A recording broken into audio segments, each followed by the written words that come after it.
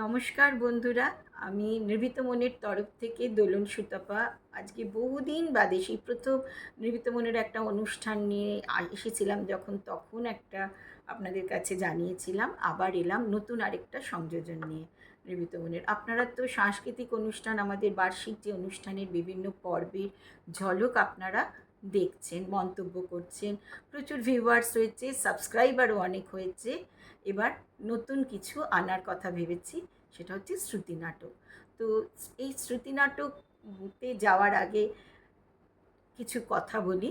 বছর তো শেষ হলো, প্রতিটা বছরেই মানুষ কিছু দুঃখ থাকে, কিছু আনন্দ থাকে, সুখ থাকে।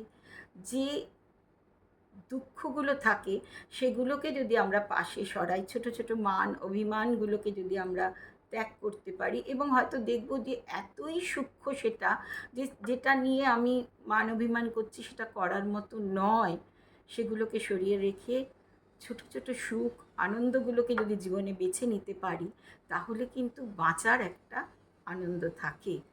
তো সেই রকমই সম্পর্ক যদি ভেঙে যায়, সেই সম্পর্ক জোড়া লাগানো খুব মুশকিল।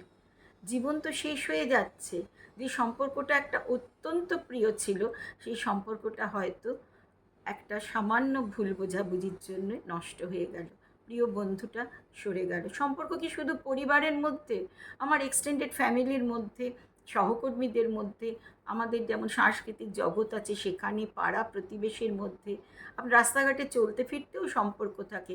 আপনি যে কোনো যানবাহনে উঠছেন, তার যিনি চালক, তার সাথে আপনি কিভাবে ব্যবহার করছেন, পরের দিন দেখলে তিনি আপনাকে চিনতে পারছেন। ওই ব্যবহারের সঙ্গে তার সঙ্গে ধীরে ধীরে একটা সম্পর্ক তৈরি হয়। বাঁচিয়ে রাখুন সম্পর্কগুলোকে, নিজের ব্যবহার দিয়ে সম্পর্ককে নষ্ট করবেন না। কারণ আমাদের এই যে জন্ম আর মৃত্যুর মধ্যে যে সময়টুকুন, তাদের অনেক কিছু করে যাওয়ার থাকে। কেন অত কথা বললাম না, যে গল্পটা শ্রুতি নাটকটা নিয়ে আমি আসছি, সেটা একটা সম্পর্কের গল্প। অত্যন্ত সুন্দর একটা সম্পর্কের গল্প, দাদা আর বোনের। এখানে আমাকে সঙ্গে কণ্ঠ দিয়েছেন আপনাদের একটি সুপরিচিত কণ্ঠ, যারা প্রভাতী অনুষ্ঠান এফএমে শোনেন, এফএম গোল্ড এবং এফএম রেনবোতে। সেখানে আপনারা প্রত্যেকে শুনেছেন সমুক রায়।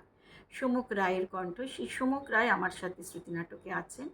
আর আমরা যে শ্রুতি নাটকটি করছি, সেটি প্রখ্যাত শ্রুতি নাটককার শ্রীমতী বনানী মুখোপাধ্যায়ের। বনানীদি আমাদের অত্যন্ত প্রিয়, অত্যন্ত শ্রদ্ধার একজন মানুষ। আর তার শ্রুতি নাটকে গল্পের শেষে একটা টুইস্ট থাকে। তাই যে শ্রুতি নাটকটা আমরা করছি, যতক্ষণ না তার শেষটা আপনারা শুনছেন, সেই এসেন্সটা পাবেন না। শুনতে হবে শ্রুতি নাটক।